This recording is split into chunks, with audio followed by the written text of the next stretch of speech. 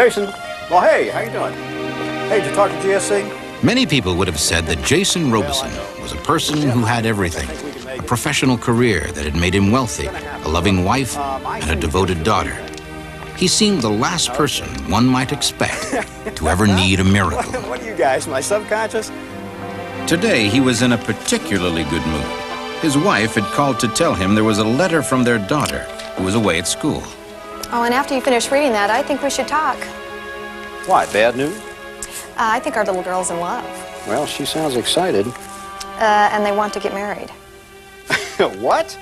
We haven't even met him yet. Oh, we've had so many chances. And besides that, I agree with her judgment, honey. Well, I'll tell you what. I have some business in the Capitol. Let's fly down there tomorrow. Could we? Yeah. Tell you what, we won't tell her we're coming. We'll make it a surprise and take a holiday. Just the three of us. Or maybe the four of us. Yeah, the four of us.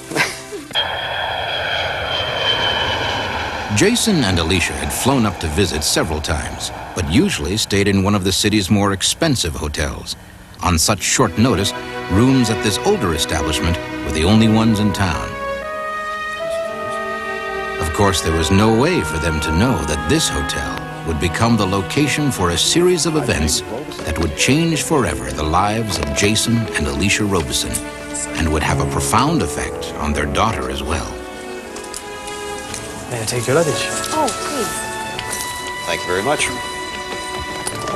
Right this way. Well, we're going to be here a couple of days, and we're probably going to run you ragged. Thank you, sir. My name is Steve. Thank you, Steve. I don't know about you, but after that flight, I'm exhausted. And I could use a little rest myself. I tell you what, let's not call her until tomorrow. That way we can get some rest. When she comes over, we'll have a better day together. That's a great idea.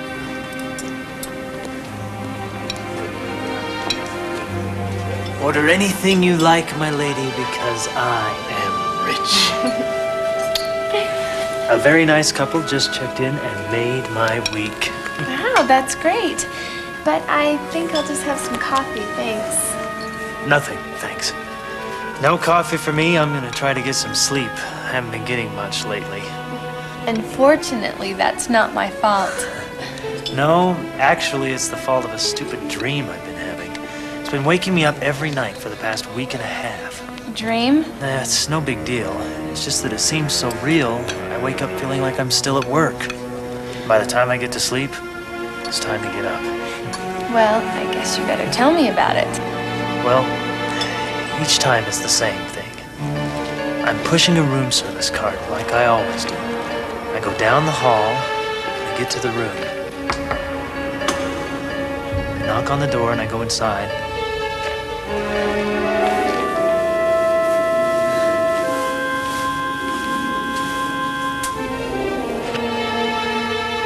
The place is empty. I start worrying, thinking that I've gone to the wrong room. So I look at the cart. But the only thing on it is an oxygen bottle with a mask attached to it. You've been losing sleep over an oxygen bottle? Crazy, isn't it? Well, I think you've been working too much, honey. I know. The next day, Steve reported for work, early in the day and on time as always. Steve had done his best to get a good 8 hours sleep the night before, but he'd been awakened twice after having the same dream as before. It's a dream I keep having. A dream? Woke me twice. Oh, yeah? Yeah. I don't think I want to hear about it. Your first trip is in the coffee shop. Now go before it gets cold.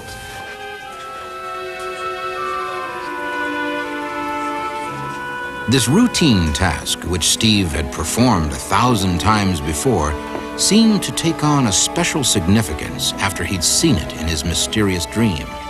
But Steve decided that his imagination was running away with him, and he resolved to think no more about it.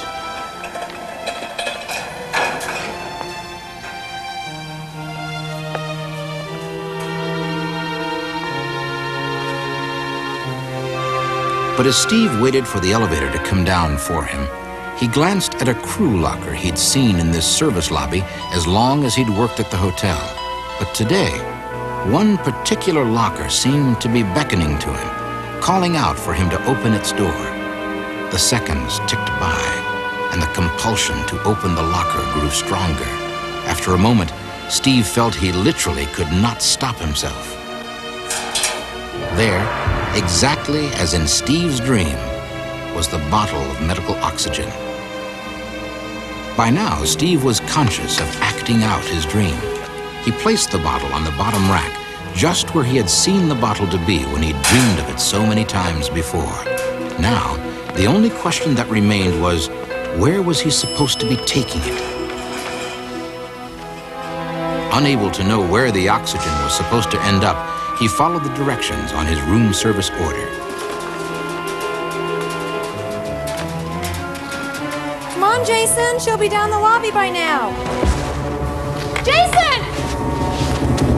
Jason! Jason, can you hear me? Oh my God, he's not breathing.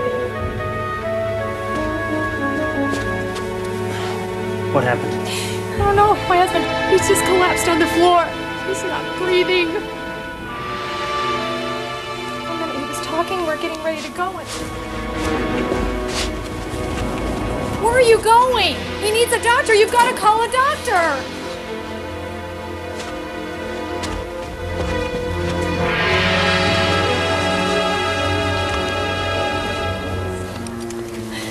Is it going to be all right?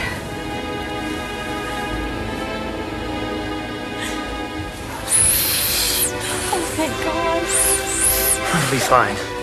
We need to get an ambulance for him. Hold that.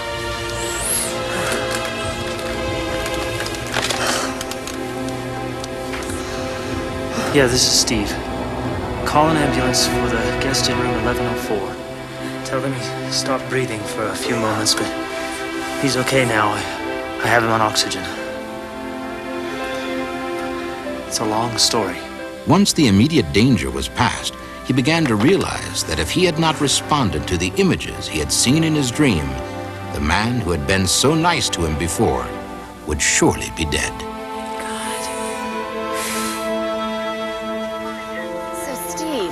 Just out of curiosity, do you always carry an oxygen bottle with you when you deliver room service?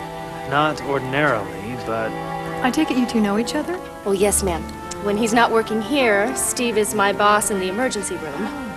I'm a third-year medical student, and I'm just working here until I finish my degree. Well, as of today, you're my favorite doctor. I'll see you at work.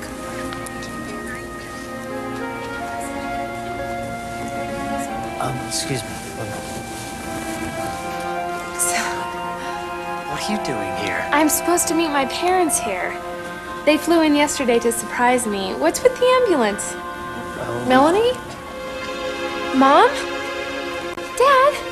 Are you okay? What's happened? I'm fine, This young man just provided the greatest room service we've ever had. I'm so glad you're feeling okay. And it's so great that you guys are here, but why did you fly in? It's such a surprise. Your mother and I thought we should fly down and meet the young man you wrote to us about. That's all. Well, you met him. What do you think? Well, we didn't meet anybody yet except... You mean this is... Steve, I'd like you to meet my mom and dad. Mom, Dad, say hello to your future son-in-law. I told you she had good judgment. Steve, how can I repay you? Well, I can think of one way. All right. Jason repaid the favor a month later by leading his daughter down the aisle to be married. Bound together by the strange connections of a life-saving dream, this happy family of four became firm believers in miracles. There is no explanation. My husband was very ill. A doctor showed up exactly when and where we needed him. Undoubtedly, he saved my husband's life. Some people call it a coincidence. I call it a miracle.